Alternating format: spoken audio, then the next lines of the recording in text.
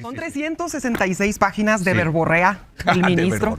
Claro, porque, fíjate, tiene que hacer una argumentación tramposa, incluso soberbia, para justificar por qué ahora sí le tienen que meter mano a la Constitución o por qué ahora sí pueden. Fíjate.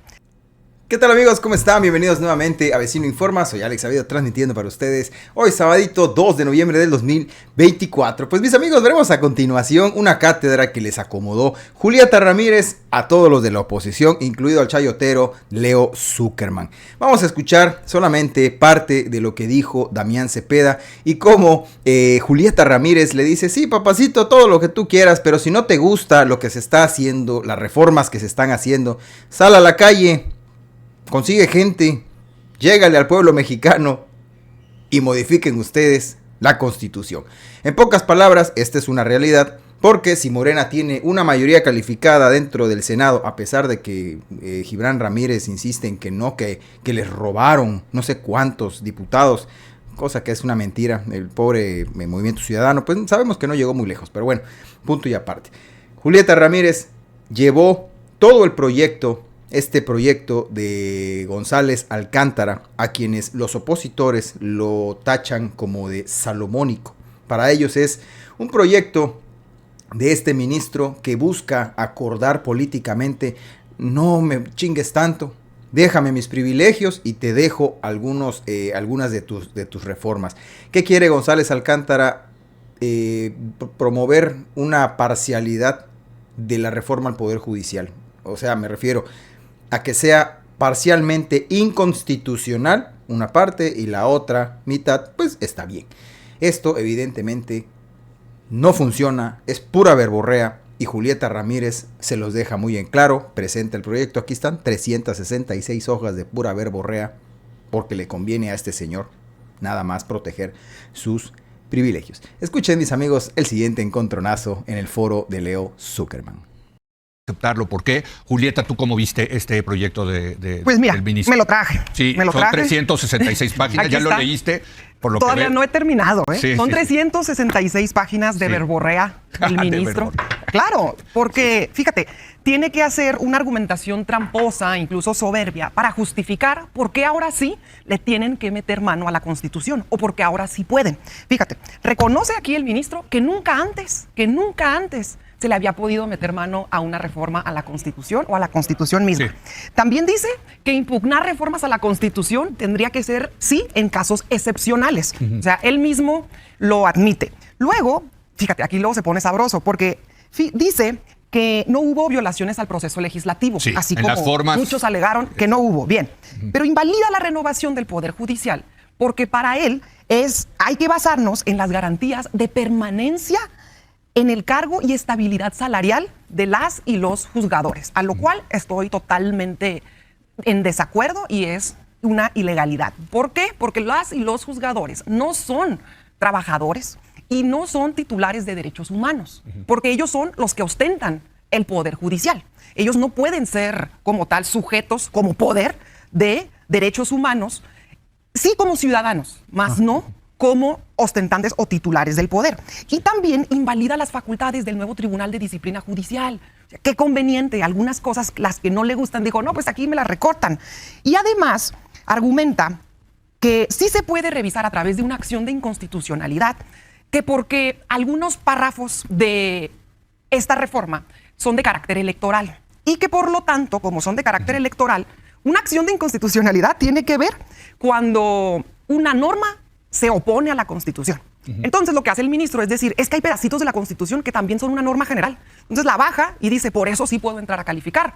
Pero partiendo de que nunca antes se había podido hacer esto, ni siquiera en la reforma energética de Peña Nieto, cuando nosotros no estuvimos de acuerdo, nos permitieron que se le metiera mano. ¿Por qué ahora sí?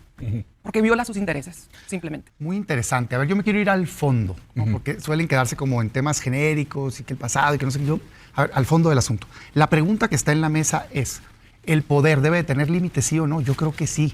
aunque sea el poder reformador constituyente, y el proyecto del ministro coincide.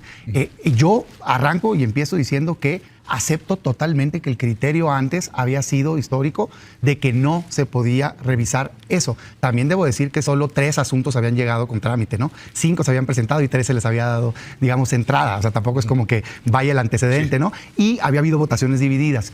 Pero quiero decirle a quien está escuchando que es normal que los criterios evolucionen a favor de los derechos humanos a partir de la reforma del 2011 particularmente, en donde están obligados todos a interpretar siempre a favor de los derechos humanos. Por ejemplo, si nos quedáramos con criterios inamovibles, no hubiéramos avanzado en equidad de género. En temas de mujer fueron cambiando los criterios. En temas de defensa de derechos indígenas también. En temas de derechos colectivos como salud, educación, medio ambiente también. Y es deseable. Entonces es una muy buena noticia. ¿Cuál debe de ser el límite al poder constituyente? En mi opinión, y coincido con el proyecto, uno, los derechos humanos. Por más poder constituyente que seas, no le puedes quitar derechos humanos, aunque vote el 100% del Congreso. ¿Por qué? Porque está prohibido por el artículo 1 constitucional y el principio de progresividad. A partir de 2011 no puedes, seas quien sea, no se puede. El segundo límite que está poniendo en la mesa el ministro, y creo que es bastante interesante y en el mundo es normal, por cierto, es, él argumenta, hay unas cláusulas pétreas en algunos lugares expresamente puestas y en otros implícitas, en donde hay temas fundamentales, principios fundamentales constitutivos, en este caso la República, que no puedes mover. Morena y aliados argumentan mucho el artículo 39 y el 135, que dice que el pueblo tiene derecho a cambiar su forma de gobierno, en efecto, y el 135, ¿cómo la puedes cambiar? Cambiar, reformar, no sustituir la Constitución. Y eso ha estado en debate en partes del mundo. Resulta ser que hay un artículo 40 que dice, el pueblo originario dice que nos debemos de constituir una república representativa, democrática, laica y federal. Esos son los principios fundamentales que son inamovibles. Y hay un artículo 1 que defiende los derechos humanos. Entonces, lo que el ministro propone, que yo coincido, es, claro que puedes reformar, pero no puedes cambiar la esencia de nuestra república, que es ser una república democrática, laica, federal y representativa. Te reías, Sí, Julieta. es que las cláusulas pétreas no aplican en nuestro país, no tenemos ese sistema en México. Pero bueno, independientemente de eso, diría lo siguiente. A ver, los principios que se consagran en nuestra Carta Magna no se están transformando con esta reforma. Seguimos siendo un país que se sigue llamando igual, seguimos teniendo división de poderes, seguimos teniendo 32 estados de la República, seguimos siendo una república laica, federal, democrática. Eso no cambió. Lo único que cambió es el método para que ahora se elijan a las y los juzgadores. Eso es lo único que se transforma en esta reforma. Que si los principios no se tocan, son inalterados. Ahora bien, el caso de los derechos humanos, coincido en que son progresivos cuando sí se habla de mujeres, cuando se habla de comunidades indígenas, cuando se habla de los grupos y los gobernados en este país, a los ciudadanos, a las ciudadanas. No, por supuesto que no cuando se trata de los titulares de un poder de nuestro país. Ahora bien, nunca antes se había buscado controvertir la constitucionalidad de la Constitución. En México, permíteme. Termina, perdón, Julieta, venga. En México tenemos 4 medios a lo que se le llama los medios de control constitucionalidad. Uno es el amparo, otra es la acción de inconstitucionalidad, otra es la controversia constitucional, otro es el veto. Ese le corresponde al Ejecutivo. Bien, pues las sentencias y las jurisprudencias de la Corte son muy claras porque especifican, no existen medios de control de constitucionalidad para la Constitución. O sea, una acción de inconstitucionalidad para promover la inconstitucionalidad de la Constitución es un absurdo, es un tremendo absurdo. Ahora bien, si quieren transformar la Constitución, si no les gustó la reforma, la realidad es que tienen todo el derecho del mundo de que no les haya parecido alguna parte de la reforma. Eso es inobjetable. Ahora bien, el método para reformar la Constitución es a través del Poder Legislativo y las 2/3 partes. Consigan las 2/3 partes, salgan a la calle, vayan a tocar casas y construyan un nuevo acuerdo social, logren las 2/3 partes y transformen la Constitución. Ese es el único mecanismo. Lo demás es un acto ilegal. Y en todo caso, quienes están invadiendo facultades y rompiendo con la división de poderes son tanto el Poder Judicial como los voceros del Poder Judicial, es decir, el PRIAN. Muy bien, mis amigos, pues ahí escuchamos parte de este debate. Julieta Ramírez, como siempre, dejándolos calladitos, demostrándoles que los argumentos, mientras tengan un sustento, no pueden ser tumbados tan sencillamente, tan fácilmente. Tanto los ministros, como los jueces, como los chayoteros, los opositores, el PRIAN, están utilizando estos falsos argumentos. Ahora, por ejemplo, escuchábamos a Damián Cepeda hablando de que es que no les debes tocar sus derechos humanos. No es que se les esté tocando los derechos humanos a todos los trabajadores del Poder Judicial. Se está hablando de las cabezas, de los corruptos, de todos estos jueces enquistados ahí. Ya escuchamos también a esa ministra Margarita Ríos Farjard. ¿Qué dijo la señora en entrevistas ayer? Es imposible vivir sin corrupción en este país. No seríamos humanos si no fuéramos corruptibles. Entonces, pues, ¿qué fe les podemos tener? ¿Qué confianza podemos tener en esa gente? Aquí lo principal es, se está modificando porque nosotros, la mayoría de los que votamos, así lo pedimos, así lo estuvimos de acuerdo. En el momento que la doctora Claudia Sheinbaum lo puso sobre la mesa, estuvimos de acuerdo. Se quiere una reforma, se necesita una reforma al Poder Judicial.